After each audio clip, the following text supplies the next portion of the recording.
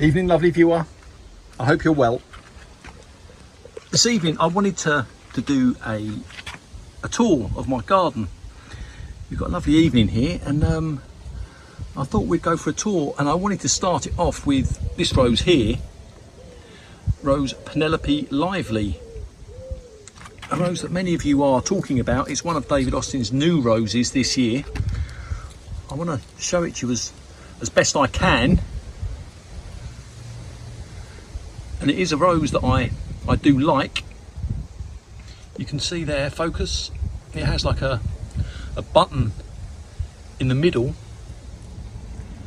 When it opens, when the rose it first opens, I said in a previous video, it's got much more of a darker colour. You can see the buds, and it's got much more red in it. But as it ages, it fades. It fades to a lighter pink. There we go. Look at that one. It is a lovely flower. Get that leaf out of the way. I'll show it to you as best I can, and then you can make your own minds up. But certainly when it opens, we haven't got one that's freshly opened, unfortunately. And there's another one here. It does bleach out, but where it starts so dark, if you can imagine a Gabriel oak that is a couple of days old, you know, that's a sort of raspberry colour to it. It opens into a full flower in that much sort of deeper pink, almost a red. I think I used a raspberry sorbet sort of colour, and it fades out. But this is the sort of extent. This one's ready for deadheading here, and I wanted to leave it on. It doesn't look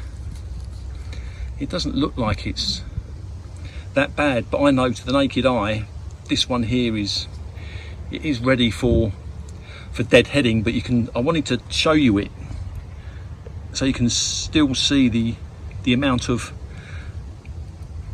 pink that's still left in it. Now I could sex the wording up of this and say, you know, the way these petals are reflecting the light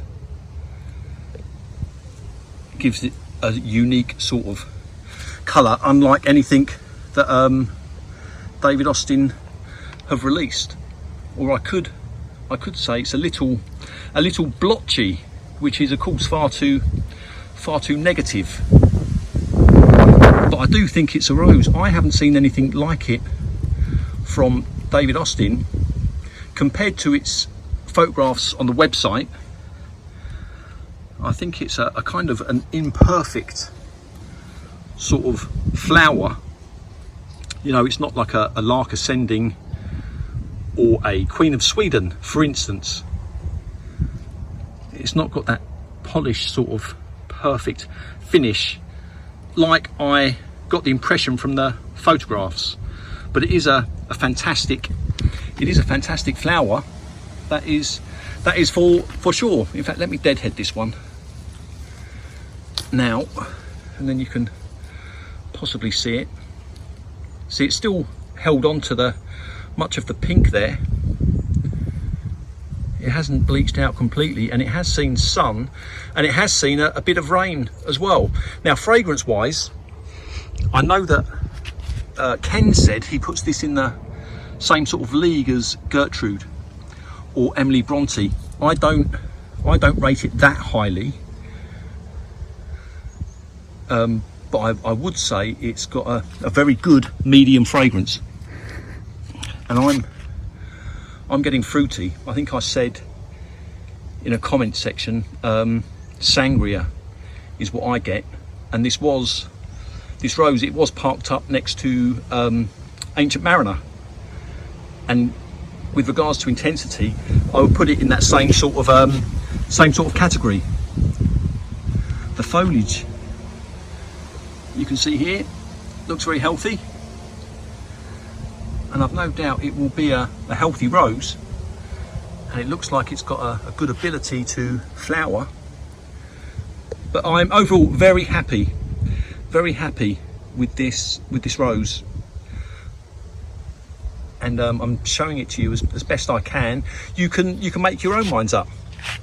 But I think when they first open, if you can imagine a Gabriel oak that's just a couple of days old, like I say, that is what they open like. And then it fades out to pretty much this. Oh, my back, I'm getting too old. I'm getting too old for this. Now, with regards to the rest of my garden, we haven't had a great year for a number of reasons. Most of them self-inflicted, I have to say. I didn't feed my roses this year, and if you're wondering why I didn't do that, it's because I've been to many people's gardens this year and last, and I've spoken to people. I'd see a fantastic rose in someone's garden. I've never been embarrassed to knock on anyone's door. You know, you play these things by ear, you get a feel for a situation, and the amount of times that people have said to me that they've never fed their rose, and I've heard it so many times I thought there might be something in it. So I decided to do an experiment this year and not feed my roses. Now, the first flush, when it come through, I didn't notice any degradation at all. I really didn't. This has started to go over. In fact, that one's broken. Lady of Shalott. I thought the first flush, for the roses that are planted in the ground, I thought they all done very well. I didn't notice any difference. But this second flush, now things are starting to bite me. They really are. Where should we go? Let's go out the front. Excuse the tractor. In fact, let's come over here first, because this one's looking nice. Yeah, the second flush, things really did. They really have bitten me. Now, some of the potted roses I did feed a little while ago, and they did respond. The potted roses, they did respond to a good feed. Not all of them. I didn't feed all of the potted roses because some of them were doing well. And this is a rose that I did feed. You see, this is a perfect sort of look to a flower. This is a hybrid tea, and you can't say that Penelope is in this sort of league in terms of perfection. Penelope's just got a few imperfections, but that is just absolutely gorgeous as a flower. Timeless charisma. But let's have a look at the front and I'll show you what I mean, because my garden, you've never seen it so bare. This hasn't received any feed at all this year. I put a load of mulch down in mid-April, and that was too late. But never before have you seen this so naked of flowers. The first flush, brilliant, but now we're paying for that. Even this side is so we've got a couple of Gabriel oak. Oh, that one's hanging on. You see, when Penelope opens, it's between the two. That's a new flower. It's somewhere between the two in terms of colour. Roald Dahl is still looking nice for me this evening. Now, this is a potted rose that I didn't feed, but when it started to get into the rose season, I could tell it was struggling because it only gave me a couple of flowers. And I did feed it, and it responded, and even now we're still getting new growth come through. So the no feed thing, it's not something I'm going to repeat next year, but I'm only hoping that the roses in the ground that I didn't feed this year, their roots are busy hunting for nutrients, so that possibly next year they will put on a good show. But this is a rose that has defied gravity, absolutely fabulous, aka Julia Child, because I didn't feed this rose for the first flush, and it done so well, I decided not to feed this rose, like several other potted roses that I've done, and it's unaffected. It's given me this lovely sort of second flush. There's still buds to come through, lovely and fragrant,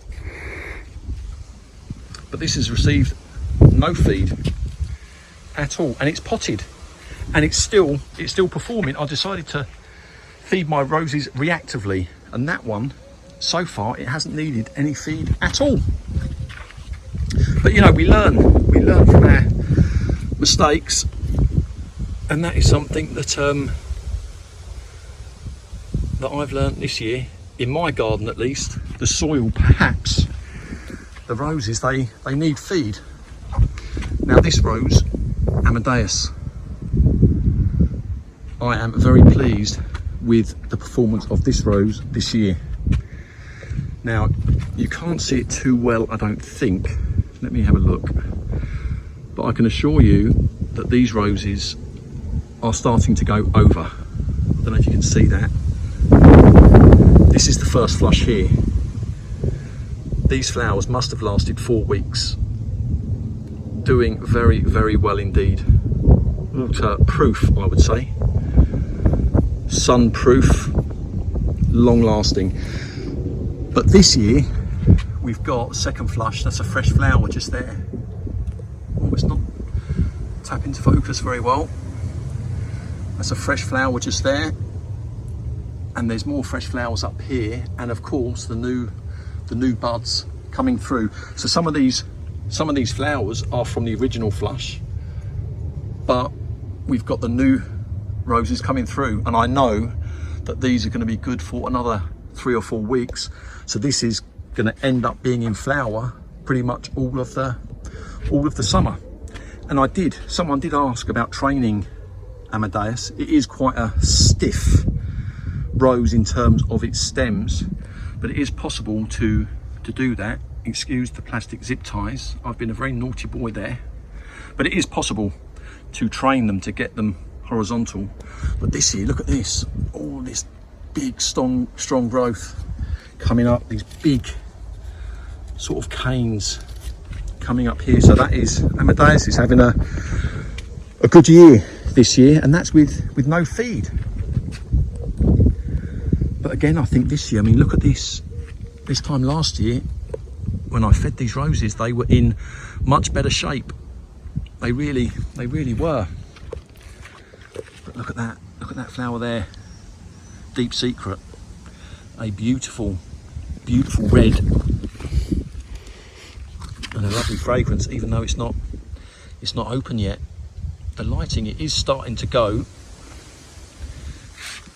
but Deep Secret, that will come on well, I think, I hope. Oh, let's have a look at this here.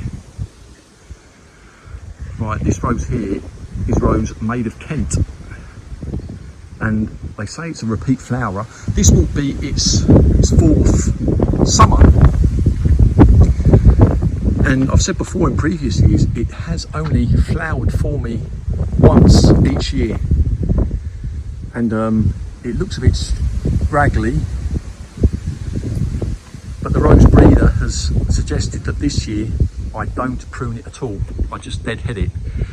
So that is why it's looking so sort of straggly, because the previous year he told me to cut it hard to get it to reflower, and it didn't reflower for me.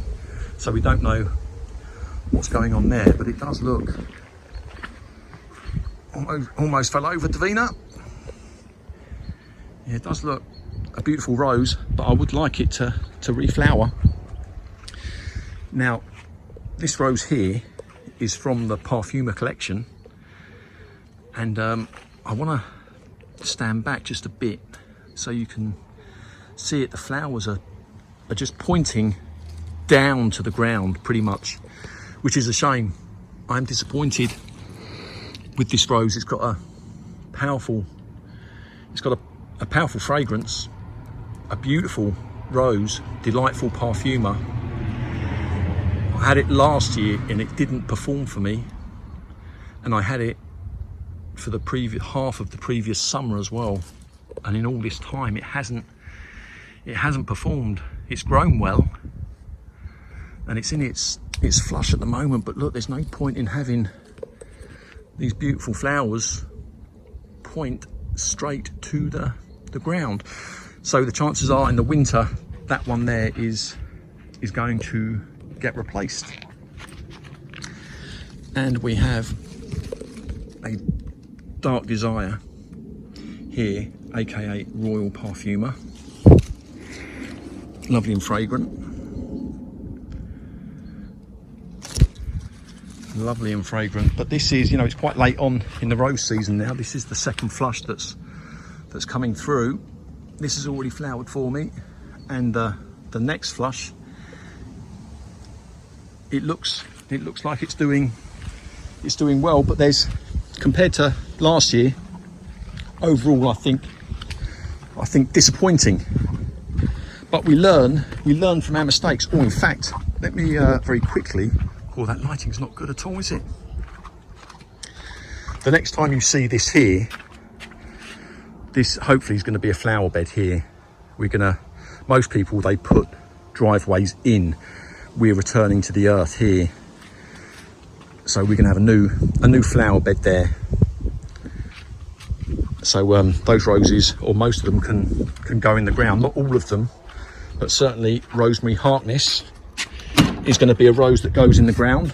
Mum in a Million is going to go, I hope, in the middle of the grass over there. And we've got that rose there, the name escapes me, Kiss Me Kate. That will probably go here, just to free up that area there just a little bit, particularly at the front. So we'll have those 4 roses there, and we'll try and lose some of these. We've got Woollerton Old Hall as well. I'm not sure where that's going to go, but at the moment I'm just giving it a lot of sun, all of those roses, so they can grow, and then I can decide where to put them. Now this here is Paul's Himalayan Musk. You may have seen a previous video, a once only rambling rose, but it had grown way too big. It really had. So there is it pruned, and up there particularly, it was just way too busy. I must have taken out at least 4 main canes, 3 or 4 main canes from up there, and 1 or 2 from here. I liked the look of that going along there, and I like the look of that going along there, so I've kept 1 or 2 in place there, and I've brought 1 cane down to sweep around here to give me some flowers here. But the hope is, now I've cut this, you see where it's starting to give us new buds here. That's going to be what flowers next year. The stem that comes from that bit there, that is going to release flowers next year. None of this is going to flower. It's the stems that come from this. In fact, I can see 1 or 2 up there that have started to grow. You see the red there? That's a new one. And there's another one just here. That's going to be what flowers for me next year. And these bits here, you see these new buds that are coming through? What grows from here, that's going to be what flowers. So hopefully it won't be as busy next year. But let's go into the back garden. James Galway is here. You didn't see this last time, I think I forgot, but I got rid of the star jasmine that was behind there, and there's a baseless pot there, so I'm hoping that will get a better chance. But that's another example, no feed, and it hasn't done too well. Donna's out in the garden. Do you want to say hello or not? Hello, lovely viewers. This is all mine, all right? Don't take any notes of his roses, they're rubbish. This is all mine. Right, Gertrude. Have you ever seen Gertrude so bare? In fact, I forgot to talk about it at the front. But again, no feed, and this is what we get. Oh look, this has happened this afternoon. The Indian summer. I've just staked it up because It was Yeah, the Indian summer. Gav, there's your Indian summer. Donna's just staked it up, she's saying. Pomponella. Some of the roses I have kept in the cages to prevent from the rabbits, because there's powerful growth coming up from the bottom and I don't want the rabbits getting it. And thankfully we haven't seen any in a good 3 or 4 weeks, so I'm hoping there's so much food around they're staying away, but I've decided to keep that one in place anyway. Here's Fruity Parfuma, again second flush. He's looking fine. Let's have a sniff. And fragrant. Now this here soapwort, it has got out of control. We did want a bit, but we didn't thin it out enough. Very hard to judge when pulling it out. And as you can see, there is too much there, but in a week or two, that is going to be a wall of pink. This here, Rose Utterson. Now this was a rose. The first flush, fantastic. No feed, fantastic. And because it was doing well, and because I wanted to feed reactively, I decided not to feed this potted rose. And it's backfired on me. It hasn't worked, it's stuck still. And there's no sign of any new growth coming through. Now this here is Brother Cadfael, one of my favourites. Beautiful fragrance, a beautiful, beautiful flower. Now, Sweet Honey, I've cut this back, believe it or not, 90% of the roses are gone. I really have cut that back. All that bit there has all been cut back. And if you had said to me a year ago, would I dig this rose up, I would have said you're joking. No chance. But it has grown. It's grown too big. It definitely has grown too big. So next year, Donna's not going to be happy with this. Next year, I'm going to move it over. I'm going to move this rose over to there, behind that border there. That's the only place that this rose can go, is over in that, just behind there. That's the only place that this rose can go. She's ignoring me. This here is Carolyn Knight. This is a rose. It's got a magnificent fragrance, but it is a rose. This rose here, it was perfect this morning, but the sun has got it and it hasn't been a particularly hot day. This is the second flush, but you see, you can't see it too well, but there is a bit of sun damage here, and these roses, they are hydrated. But if you're in the southeast of the UK, you will know it wasn't a boiling hot day today. It was partly cloudy, but that was enough to damage this rose. In fact, a little while ago, during the first flush, there was a rose that was kind of stuck, and I just touched it to tease it open. And as I touched it, it was like a mechanical zzz, it just opened on its own. I touched it like that, and it just beautifully unfolded. It will probably never happen again, but I did think at the time it was magic. Right, 25 minutes, we'll just talk about these. Spicy Parfuma. Let's have a smell. This one's just going slightly over. This is the, I think it's the end of its second flush, and these roses they've gone over. That needs deadheading, definitely, as does that one. But we'll get another day. We'll get another day out of these flowers here. And Bliss Parfuma. Beautiful. I've got to have a smell of bliss. Oh, very nice. Very, very nice. And Summer Romance. It's getting ready for its second flush. And again, it's there's a whole load of buds here. waiting to give me the second flush. But this is a rose all of these three here, I fed during the first flush or approaching the first flush. I could tell they weren't doing too well, so I did feed them. And it's perhaps no surprise that for the second flush we're seeing probably a better performance than the first flush, to be fair. There's a whole load of buds waiting to come through there. But anyway, lovely viewer, do you want to say goodbye? Bye, lovely viewer. Are you happy with the rose going over there? The one by the potting shed, the only place it can go. So long as it's not going to disturb my dahlias or anything that I've planted. Well, the dahlias will have to go, won't they? Yeah, right.